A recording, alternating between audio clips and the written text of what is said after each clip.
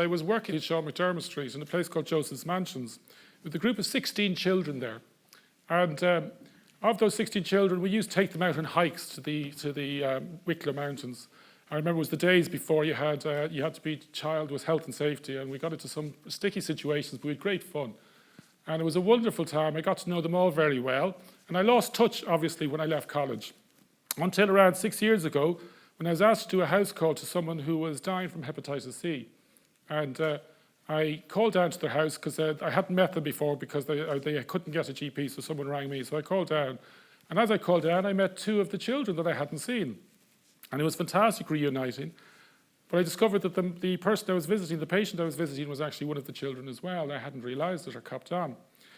And the second loss of innocence was that of those 16 groups of 16 children, 7 were dead due to the drug that happened in the inner city. And the drugs was related to the deprivation and poverty they face. So what I love about the inner city, I love its grittiness, I love its reality, I love the dark corners of it. I love the community because of their wit and humour and their resilience, and also the pain they've had to endure. And part of what I have done is try and give some contribution towards helping with that particular community, which it does it on its own. I'm only there to help them or support them. And I suppose there's 4 things and ways I've helped them. First of all, I set up what's called the Mountjoy Street Family Practice. I set up an organisation called Safety Net. I've set up a GP training scheme called the North Dublin GP Training Scheme and a partnership for health equity. And I suppose I want to tell you about what each of these contribution, what's the contribution they make. Before I make say what it is, I think anyone who wants to make a difference needs to have a vision of where they're going. I think a vision is critical. And the vision, I believe if you have a clear vision, then everything should come part of everything you do should become part of that vision. So in my vision is rooted in those dark streets of the inner city, because we have a vision, which we actually have as our practice vision, which is to provide high quality healthcare to the patients in the inner city, and in particular to address health inequalities and the health of the marginalised communities within the community that we serve. And that drives how we deliver healthcare in the inner city, and it's driven all the projects that I've been involved in. I also want to say strongly, I believe that I've started off to the Vincent de Paul. I have great respect for people who provide charity. However, that is not what I believe is the driving force that I have.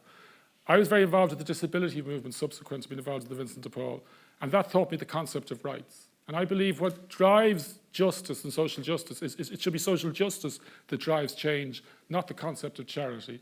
I have great admiration for it, but I do think it can disempower people. So what I believe is to try and aim towards a social rights perspective on health. So first of all, the Mountjoy Street Family Practice, which I took over from a fabulous GP called Jim Sleen, who's been there since the 1950s. What I'm particularly proud of this practice is that when I first started there, I remember there was a child walking down the stairs, and it had, within a few months of me there, it had a toilet paper in its hands. And his mother was at the bottom and said to the child, "What are you carrying that for? Go back." And he burst into tears and said, "But you told me to take it." And the reason being is we got lots of things stolen from the Mountjoy Street Family Practice. Scripts, we had bags stolen, phones stolen. We decided to do up the place, and I have a partner who's an artist, so I had a lot of art. We had collected a lot of art, so I put an awful lot of art into that practice. A lot of my partner's art. When I was putting the art, everyone says, "Don't put it in, it'll get stolen." It never got stolen. What's interesting, when we did up the place and put in the art, nothing got stolen. And I thought that was the first lesson I learned, is if you treat people with respect, they will treat you back with respect. We have 2 principles which are really important in the practice. I know I'm not the only person who explores it. Jerry Bury's here, he's a similar practice. It's the principles of low threshold, that is, that we will accept everybody in there, we will deal with anyone. And the second one is high fidelity. We will try and stay loyal to people. So if people have a blowout because they're frustrated because they didn't get their medication, whereas a person from a middle class area may have a blowout in a very assertive way, some of our clients may not do it in the most assertive or proper way and may lose it. We try and stay loyal to them. We try and say that's unacceptable behaviour. However, we will still try and work with you. So it's those two principles of low threshold and high fidelity that practice is a thing that is an important thread through the work we have done. The second thing I want to tell you is about the North Dublin GP training scheme. It is well recognised that areas of deprivation don't have poor access to GPs. There's studies to show that the ratio of doctors, GPs to patients is 1 to 1,600 nationally, and areas in North Dublin is 1 to 2,500.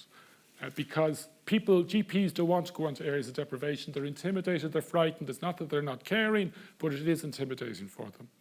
This GP training scheme I set up around 4 years ago to try, and it is the first GP training scheme as far as I know in the world, to actually train GPs to work in areas of deprivation and with hard to reach or marginalised groups.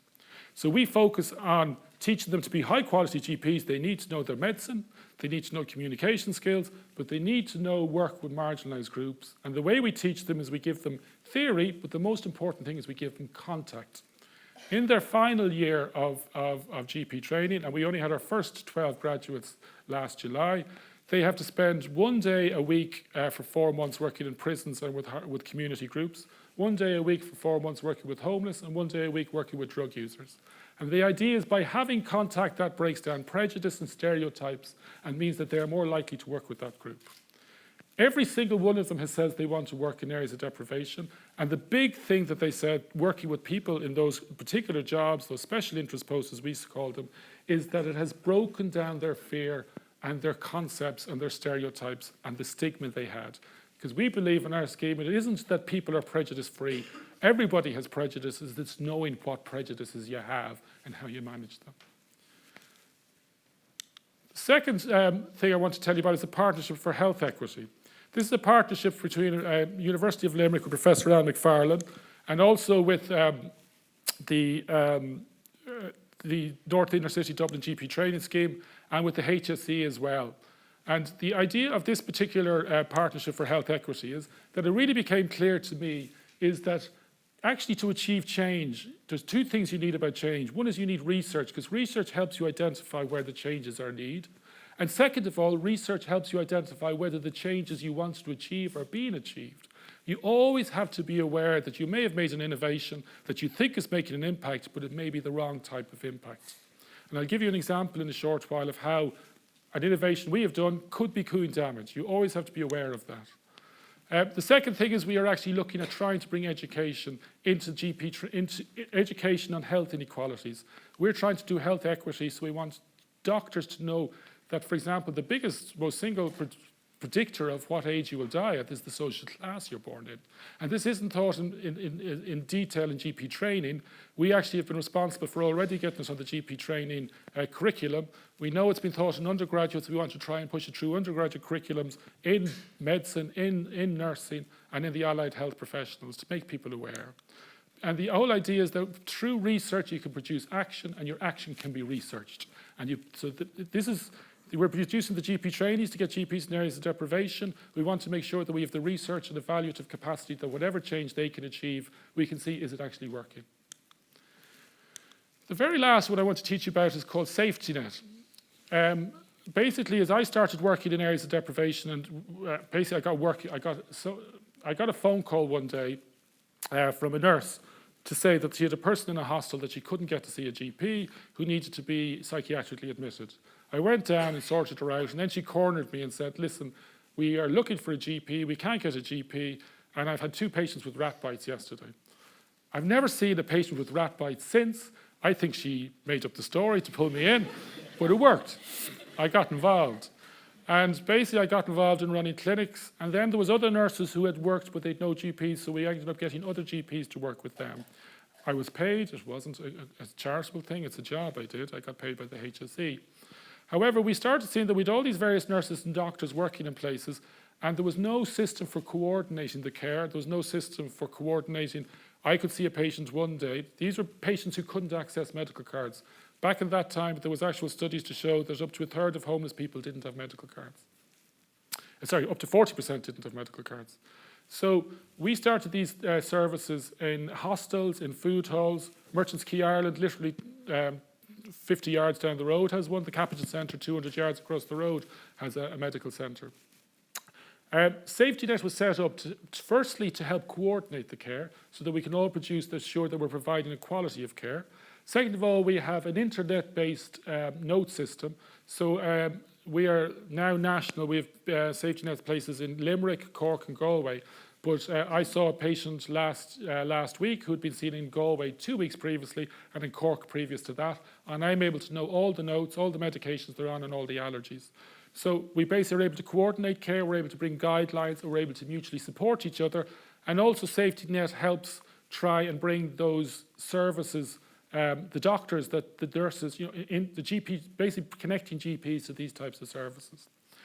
When we set up Safety Net specifically for homeless, we have, at this stage, we have 8 places in Dublin. We have 2 places in Cork. We have the clinic in Galway and Limerick. We see around 24,000 consultations a year. A recent survey done by the Partnership for Health Equity shows that we see around 50% of the homeless population in Dublin. So we now know we're getting up to those people. But then we started noticing there were gaps. First of all, as people were coming into the centres, but there was rough sleepers who couldn't access the service. So then we set up a mobile outreach clinic, which we got, someone had a spare hospital, Dermot Parr, a consultant, rang me up and said, I have a bus, do you want it? So we then, with Simon Outreach and with Chrysalis Outreach and the Order of Malta, we set up a now mobile outreach clinic, which we staff with GP trainees, and is also run by the outreach workers with these 3 organisations, Chrysalis, Order of Malta and Dublin Simon. And the GP trainees do it as part of their out of hours, so no extra costs for the system at all. We recently did a survey and we found that 40% of the people who attend that service would have gone to casualty and another 30% would never have got care. The type of stuff you're seeing in that bus is actually the worst. You're seeing people with severe infections who feel because of their drug addiction or their habits can't access casualty because they need to keep their habits fed. And unfortunately, that means they don't get the health care. So it is accessing the group we thought it would. It also has the effect of exposing GP trainees, not just from our scheme, but from other schemes, to homeless people. And that means that they get their attitudes challenged. Then we were approached by the HSE because they had a Roma community who couldn't get services. Now the bus goes out to Tallaght to serve a Roma community. And we started seeing, actually, Safety Net is starting to work where there is gaps between what the HSE can provide and those groups who can't access HSE health services. So Safety Net is now identifying that we fill the gaps. We now have worked out with DDoC that they will provide out-of-hour service for homeless people. We do X-ray screening services through telemetry for TB. We bring over a bus over from the UK. We're doing Hep C service at the moment. We're doing vaccination, all the vaccination services. And we're bringing in podiatry, dentistry, etc. So we're trying to expand the type of services we do for Safety Net. I said earlier you need to evaluate your service. There's a danger that our service becomes popular with homeless people and pulls them away from mainstream services. So there's a danger that we could be doing bad, and that's what you always have to be aware when you start something new. We've actually got a new innovation in with the HSE, which we think will address this idea, that will prevent, because the fear is, yes, we want to provide, I think we provide such a quality service, they want to use it, but we don't want them to become out of the mainstream services and sectorised and segregated. So we have a new proposal which is to try and change that. So I think you constantly have to evaluate what you're doing. We also have new ideas. And the new idea, very simply put, is we know that we've got these GP trainees out who are trying to provide services in areas of deprivation, but they can't start them because everyone's terrified of starting GPs. Safety Net has just worked with the HSE on a new idea to start practices in areas of deprivation. And the HSE has decided they will, we actually met with them last week and we are actually looking at launching this within the next 6 to 12 months. To finish off by saying is in terms of innovation, I suppose if you want a piece of advice is I think innovation is about producing a mini explosion because you have to cause some destruction to build something new.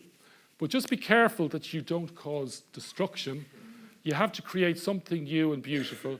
And I know it's a bit over the top to end up with a picture of your beautiful daughter as a thing of potential, but hey, I'm proud of her.